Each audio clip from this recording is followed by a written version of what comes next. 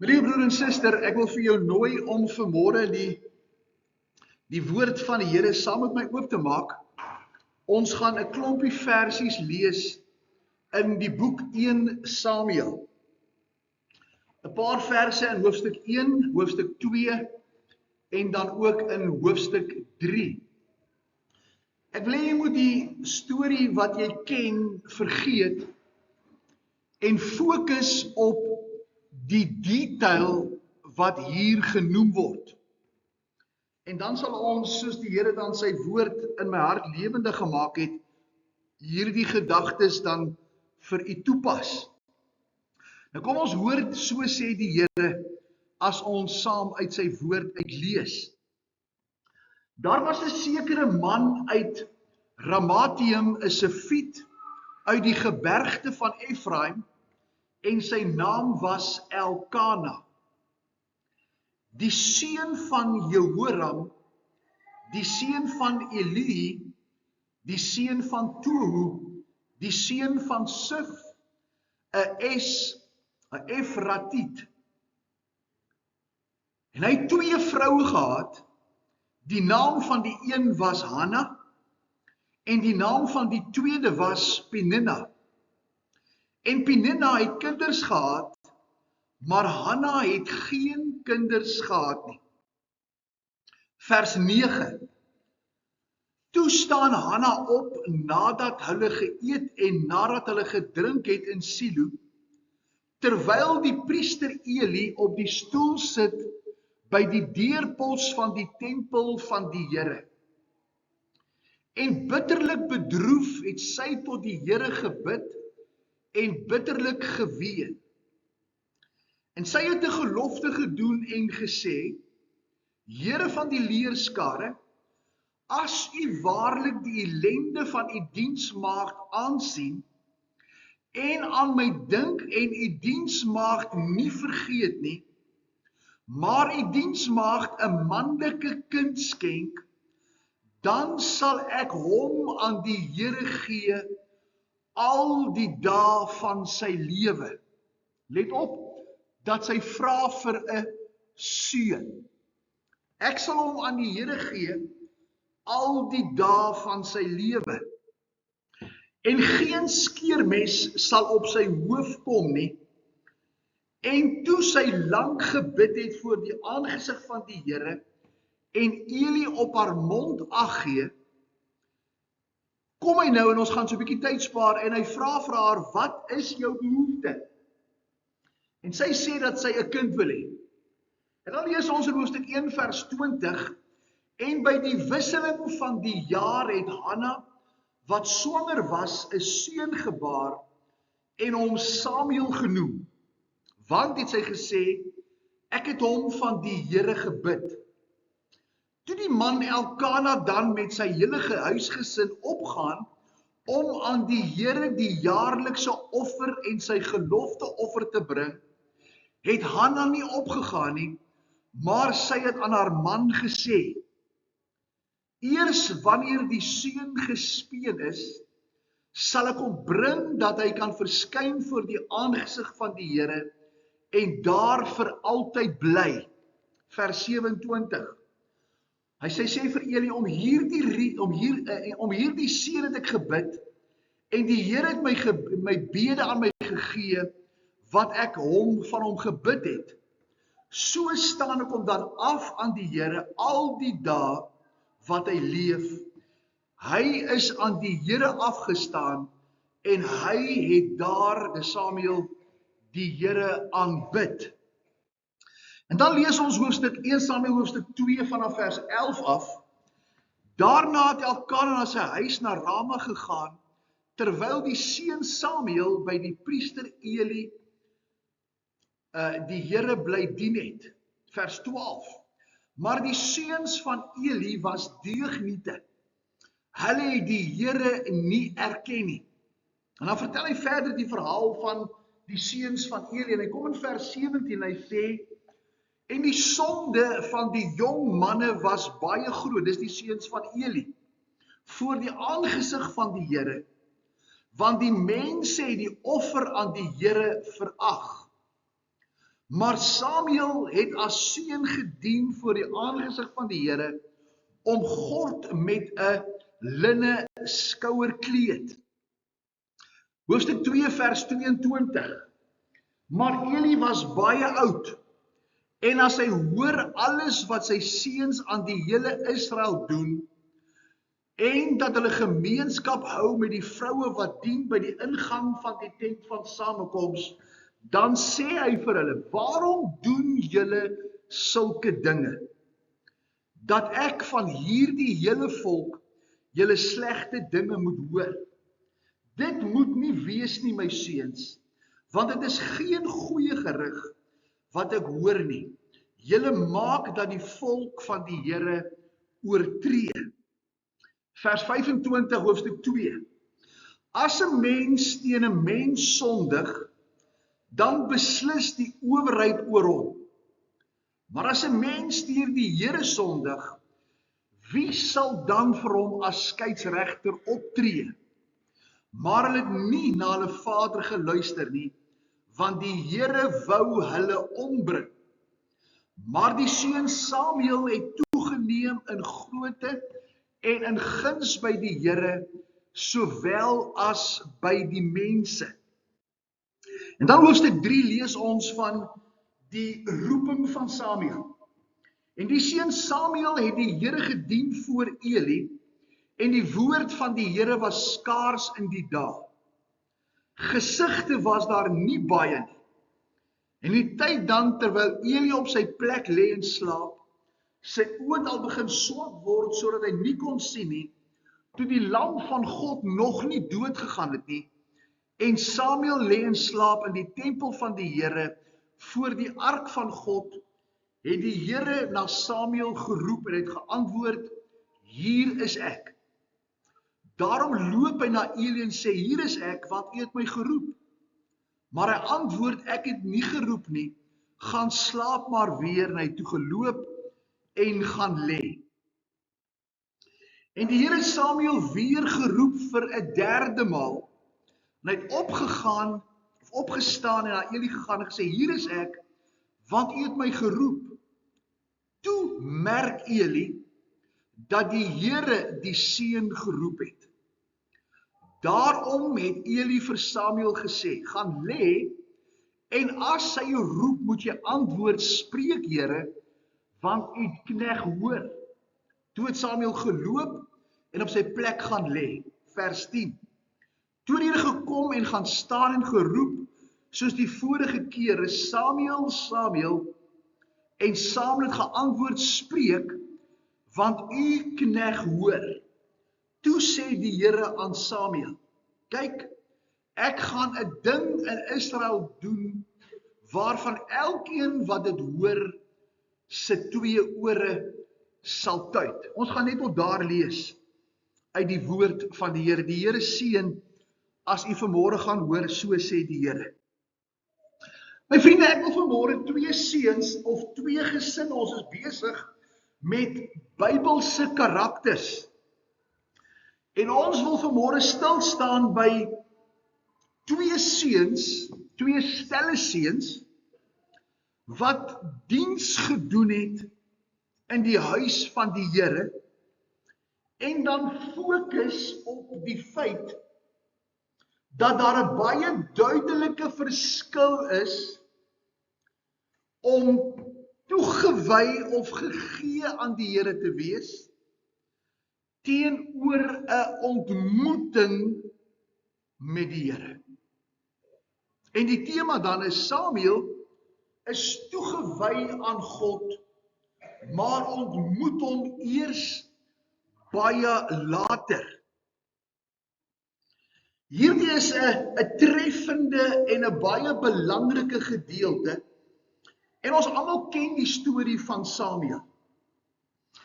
En ons lees van 2 gesinne, wat se kinders se leefwyses in detail bespreek word. Die eerste gesin kon vir 'n tyd lank nie kinders hê nie, en word later dan deur gebed met 'n seun beloon. Die tweede gesin is die seuns van 'n priester wat in die tempel groot word en die voordele van die tempel geniet, as ook die nabyheid van God beleef.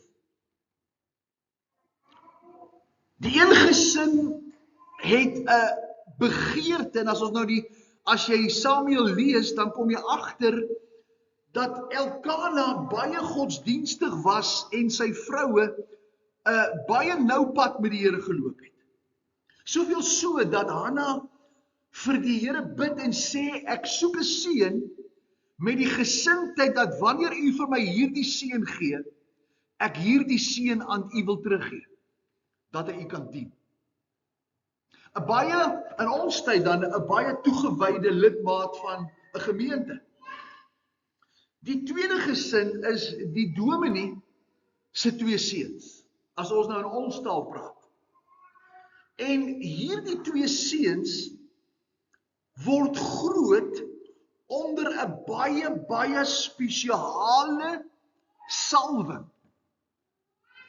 As priesters se seuns moes hulle soos Eli uit die stam van Levi kom, wat die priesterorde was. Hulle was deur God geroep en eenkant gesit om die offerwerk en die dienswerk in die tempel te doen. So met ander woorde, hulle word gebore met 'n salwing tot diens uit die stam van Levi.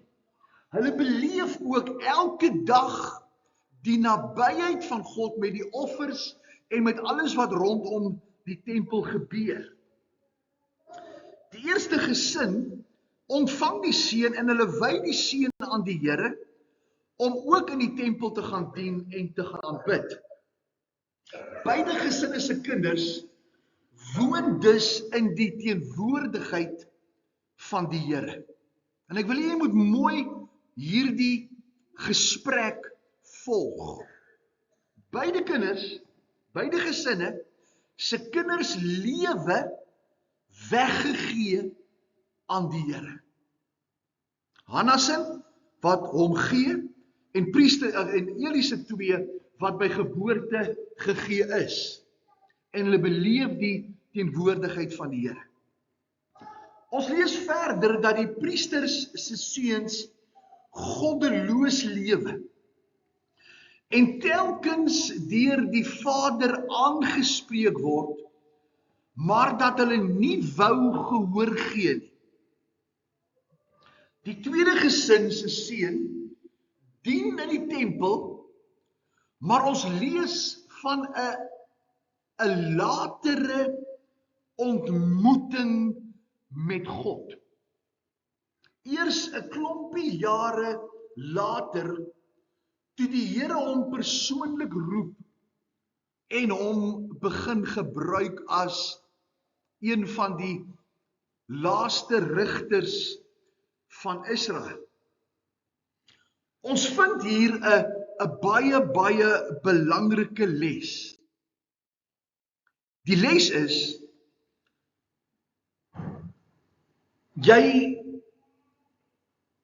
laat ek dit reg saamvat. Jou toewyding, die feit dat jy aan die Here gegee word, bepaal niks van jou lewe nie. Hoor jy wat ek sê? As ek in 'n hospitaal gebore is, maak dit my nie 'n dokter nie. Die feit dat jy in 'n huis groot word, wat die Here dien, beteken nie dat jy die Here dien. En dis vanmôre die les. Ons lees van Samuel die volgende. Sy moeder beloof dat sy hom aan die Here sal toewy sy hele lewe lank. En ons maak dan die afleiding en ons sien die storie verder vorder, dat Samuel geen keuse het, waar hy opeindig. Sy moeder maak 'n belofte, dat sy hom aan die Here sal gee. Samuel sou in 'n baie diep en in 'n baie noue verhouding met God geplaas word, wat hom in 'n unieke posisie met God kan plaas. Hy word toegewy en hy word aan die priester gegee, sodat die Here op 'n baie spesiale wyse met Samuel mag werk. Nie werk nie, mag werk. Want as ons vorder gaan die sien dat daar 'n geleentheid kom, dat Samuel die stem van die Here moes hoor en kies. Samuel se naam is sprekend van sy toewyding, want sy ma sê, ek noem hom Samuel, want hy is van die Here af gebid. So met ander woorde, selfs sy naam, selfs onthou nou, in die Bybelse tyd, het die naam nie net 'n naam gewees, omdat dit inpas by 'n tradisie nie. Die naam is gegee, omdat dit 'n baie diep boodskap van God geweerspieël het. Soos Jabes.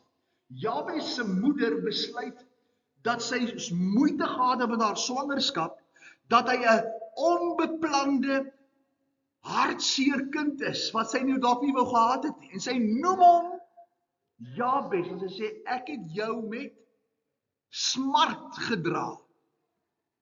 So sy naam, soos met Jabes, praat van iets baie nou en kosbaar. Selfs sy naam sê, jy behoort aan niemand anderster nie, as aan die Here. Ons lees dat sy moeder, die jong Samuel, met 'n diep pad van toewyding en opvoeding stap, en van kleins af gewoond gemaak het, want sy gaan nie tempel toe nie. Sy sê vir die Elkane, ek gaan eers as hy gespeen is, gaan ek hom tempel toe bring. So hy is as 'n jong seentjie, is hy in hierdie proses gebring om te sê, ek het jou ontvang vir 'n rede. Jy gaan die Here dien. Samuel se moeder sluit haar gebed af met die versekering dat Samuel in die tempel sal bly, die Here sal aanbid en die Here sal dien. As u luister na Hanna se gebed. Hoofstuk 2 sluit af met die woorde dat selfs Samuel positief gewerk het om te groei en toe te neem in die dinge van die Here. So Samuel het ook die keuse gemaak om dit wat sy ma hom leer, om dit sy leefwyse te maak. Boonbehalwe die feit dat hy vir God eenkant gesit is. Ons lees van Eli se seuns 'n aantal opmerkings. Beide was deugniete, sê die Bybel, en het groot sondes voor die aangesig van die Here gedoen. Hulle was nie eers by die slegte plekke van die dorp nie. Hulle het nie hulle werk in die tempel gedoen, en dan in die aande hulle sondige leefwyse gaan uitleef nie. Ons lees dat hulle voor die aangesig van die Here in die tempel sondes gedoen het, wat God en Eli mishaag het. Die seuns het misbruik gemaak van die offers, en het ook ernstige morele, seksuele sondes in die tempel gedoen. Ons lees dat Eli hulle aanspreek, dat Eli vir hulle sê, maar dis nie die pad, en amper, dis nie hoe ek jou groot gemaak het nie. Dis nie waarvoor jy geroep is nie. Julle is priesterkinders, julle is leviete, julle het 'n ander vooruitsig.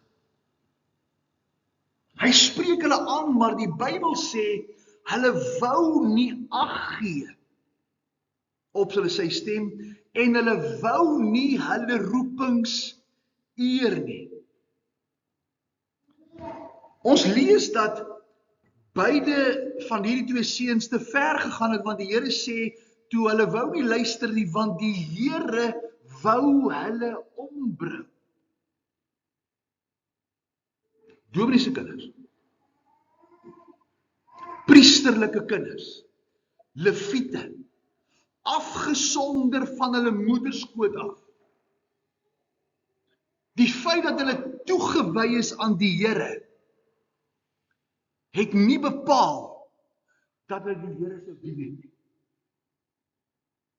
Hulle het gemaak wat hulle wou, omdat hulle gekies het om nie na die stem van Eli en hulle roeping te luister nie.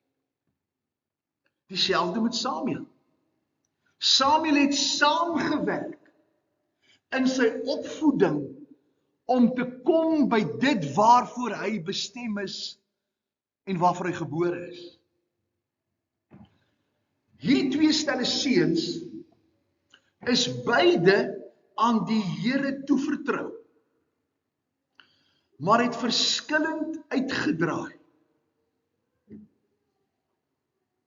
En die enigste rede hoekom hulle verskillend uitgedraai het, is dat die een stel seuns wou nie luister na die stem van die Here nie, en die ander seun het geluister na die stem van die Here.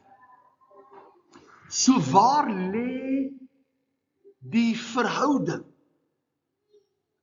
wat Eli se seuns en Samuel met God gehad het? Definitief nie in hulle toewyding. Definitief nie in die feit dat hulle aan die Here gegee is nie. Nie eers Samuel se godsdienstige agtergrond, nie eens die feit dat Eli se seuns uit die stam van Levi is, het gemaak dat hulle iets voor kan aanspraak maak wat hulle nie gekies het nie. Hulle het aanvanklik sonder 'n persoonlike verhouding met God geleef, alhoewel hulle toegewy was. Jy moet fokus op die seuns se houding teenoor God. 1 Samuel 2 vers 25. Hy sê maar hulle, dis die seuns van Eli, het nie na hulle vader geluister nie, want die Here wou hulle ombring. Maar die seun Samuel het toegeneem in grootte en in guns by die Here, sowel as by die mense. Ek wil die een stappie verder vat. Nie eers jou gesindheid om reg te leef, of om nie reg te leef, verseker 'n ontmoeting met God nie. Nie jou naam nie, nie jou agtergrond nie, nie wat jou ma gebid het nie, nie waar jy ingedruk is nie, nie eers die gesindheid wat jy het nie. Maar die verskil hier is tussen 1 Samuel 2 vers 25 se B gedeelte in vers 26 is dat die een stel seuns wou nie in die plan van God inkoop nie.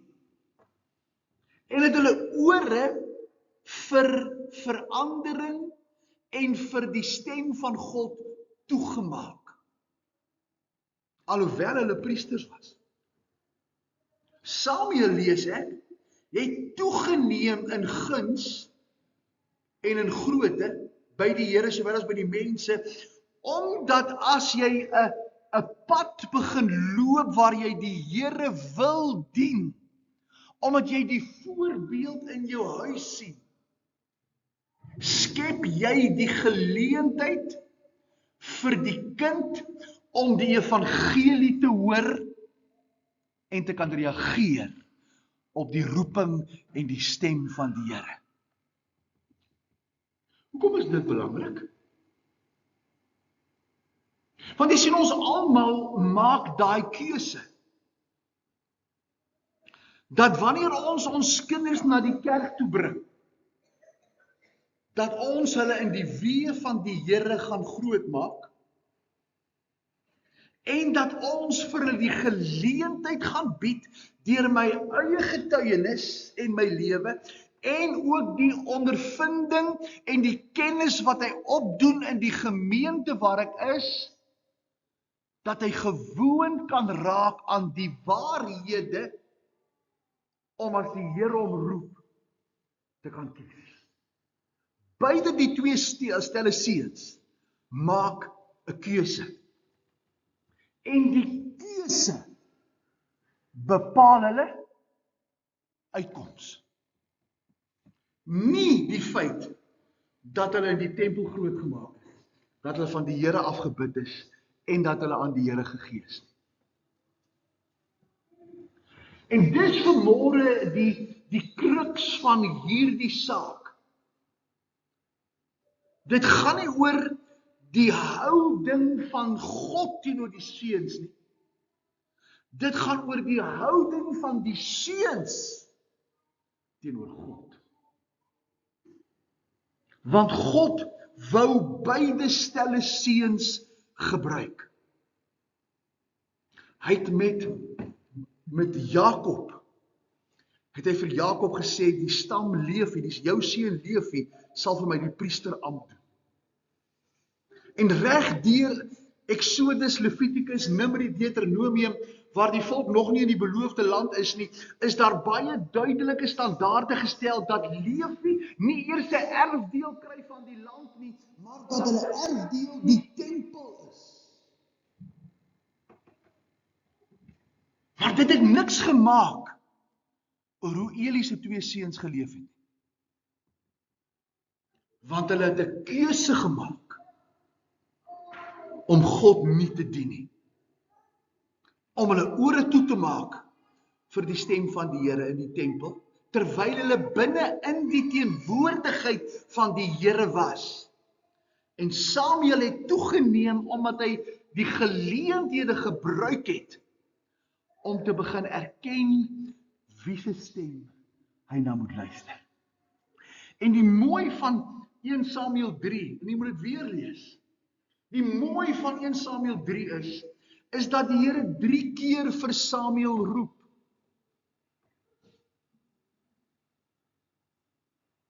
En die eerste 2 keer Samuel nie besef dat dis die Here wat met hom praat. Hy's toegewyd aan die tempel. Hy's 'n kind van die tempel. Vir die eerste 2 keer, vers 10 sê, toe die Here het gekom en gaan staan en geroep, soos die vorige kere, Samuel, Samuel. En by die 3de keer, want ons lees in die vorige versies, Eli sê vir Samuel, as hy jou weer roep, dan moet jy sê, Here, spreek, u knegt luister. Die eerste 2 keer het Samuel 'n stem gehoor en hy het gedink dis Eli. En Eli sê vir Samuel, as jy weer die stem hoor, onderskei die stem. Dis nie ek nie, dis die Here.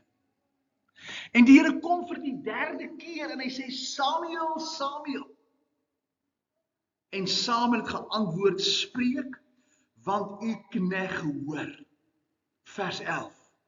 Toe het die Here aan Samuel gesê. En hier word Samuel in ons Nuwe Testamentiese terme binnekant verander, dat die Here hom as profeet kan gebruik. Ons weet nie wat die verskil was tussen 1 Samuel 1 tot 1 Samuel 3 tydsverloop. Dit maak nie saak nie.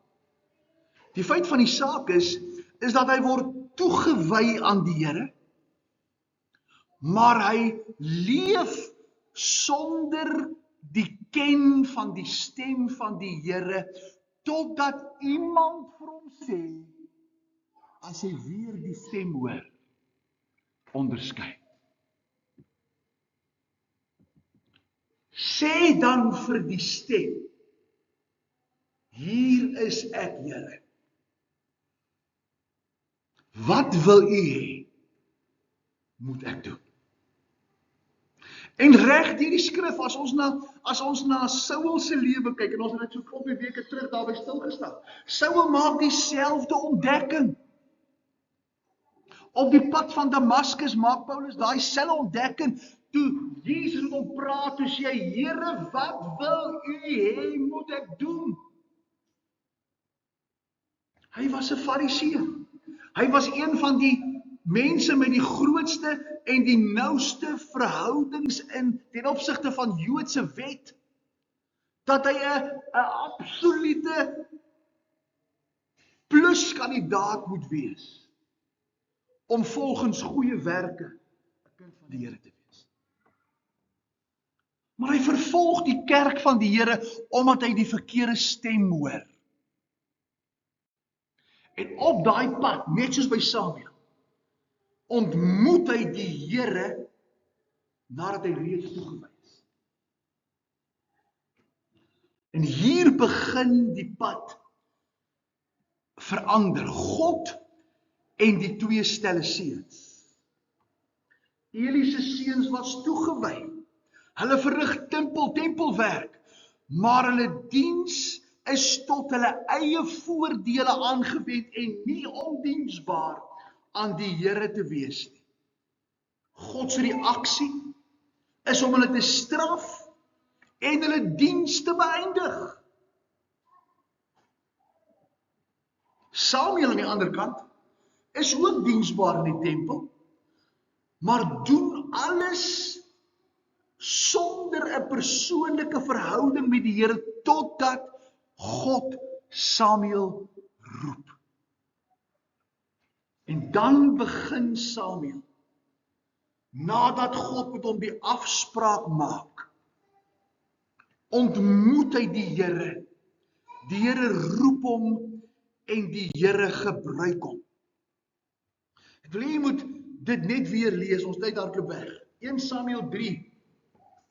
En Samuel het die Here gedien voor Eli. En die woord was skaars en daar was nie baie gesigte nie. En die Here roep na Samuel en Samuel se gesindheid is, die eerste keer, hier is ek.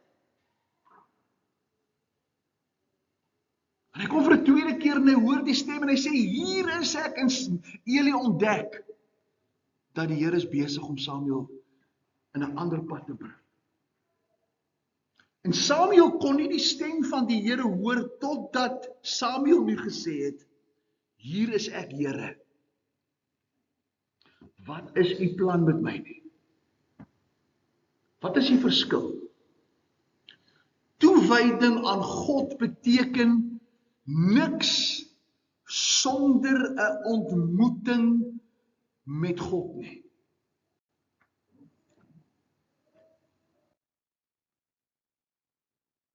Tweemaal roep die Here vir Samuel. Tweemaal erken hy nie die regte stem nie. En die Here roep hom vir 'n derde maal en hy sê, Eli, maar dis u wat my roep. Sien jy sy gesindheid tot gehoorsaamheid? Maar gehoorsaamheid aan iets anders as wat hom eintlik geroep het. En Eli besef in vers 8, toe merk Eli dat die Here die seun geroep het. Tot daartoe het Eli nie eens geweet dat Samuel wees wat Samuel geword het. En die Here gebruik iemand binne in sy grootmaaktyd wat vir hierdie jong kind aan Jesus voorstel. Alhoewel hy as kind in die diens van die Here is. En hy staan en die Here roep en hy sê, Here, hier is ek. Spreek, u knegt hoor. En toe begin die Here met Samuel praat. Hier ontmoet God met Samuel. Hier word Samuel volgens ons terme in 'n verhouding met Jesus, met God ingebore. En hier ontvang hy sy roeping om as die geroepene van God in ons taal, as kind van God te kan funksioneer.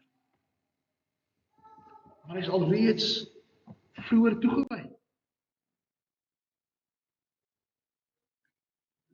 By ons gereformeerde doop wy ons kinders aan die Here en beloof ons om hulle in die weg van die Here groot te maak.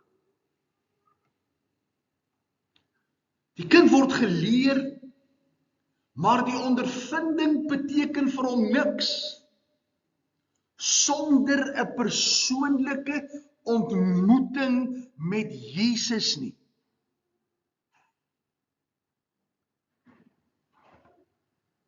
Die valsheid en die uitsprake dat wanneer 'n kind gedoop word, hy deel word van die verbond wat God met mense sluit, is 'n leuen. Want ek gaan vinnig vir jou wys en ek hoop jy gaan my vergewe as ek nog so 5 minute vat. Die korrekte, as ons dit korrek moet interpreteer, dan word selfs aan die Jode wat besny is, Johannes hoofstuk 3, word gesê hulle moet weergebore word. Alhoewel hulle deel van die verbond is. Want God sluit met Abraham die verbond in Genesis 15 en in Genesis 17 kom die teken van die besnydenis. Maar nadat hierdie Jode steeds die verbondsteken het, moet Jesus vir Nikodemus sê, Nikodemus, jy moet weergebore word om die koninkryk van God in te gaan. In die Nuwe Testament kom Paulus en hy praat met die heidene. Ons as nie Jode.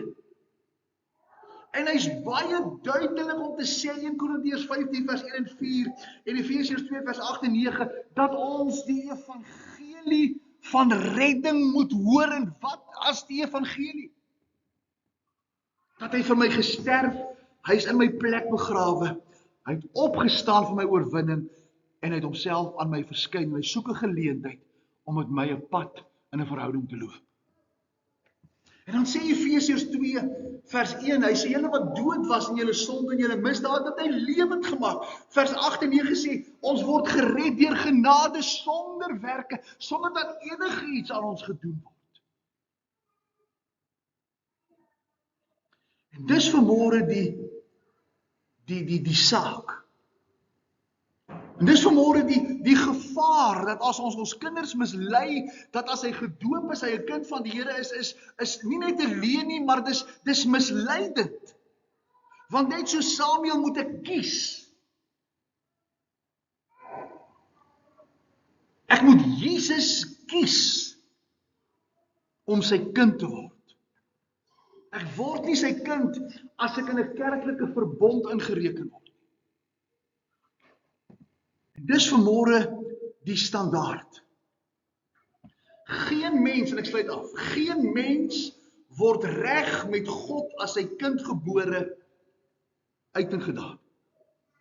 Die Bybel sê inteendeel in Psalm 51, ek word in ongeregtigheid gebore en in sonde het my moeder my ontvang. In Johannes 8 vers 44 sê Jesus vir die Fariseërs, julle het die duiwel as vader en die begeerte van julle vader wat julle doen. Hy is 'n mensemoordenaar en 'n leienaar van die begin af. Hy wil jou mislei om te glo dat jy deur iets in die hemel kan kom.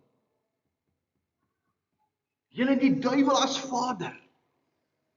Die mens kan nie deel word van enige genadewerk wat God deur die kruis van Jesus met 'n vir mens doen, sonder dat jy nie 'n bewuslike keuse daarvoor maak nie. Samuel was toegewyd, maar hy moes die Here ontmoet. Nou is my vraag en ek is nou klaar. Hoe kan 'n kind deel word van 'n verbond wat hom 'n kind van God maak, sonder dat God daai kind 'n kans gee om te kan kies?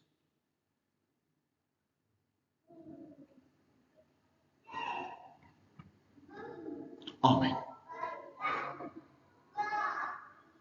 Kom ons buig ons harte. Here, ek dank U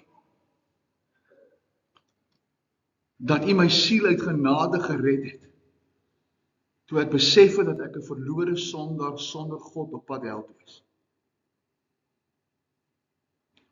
Dat ek niks aan my eie saligheid kan doen nie, maar dat U alles reeds gedoen het.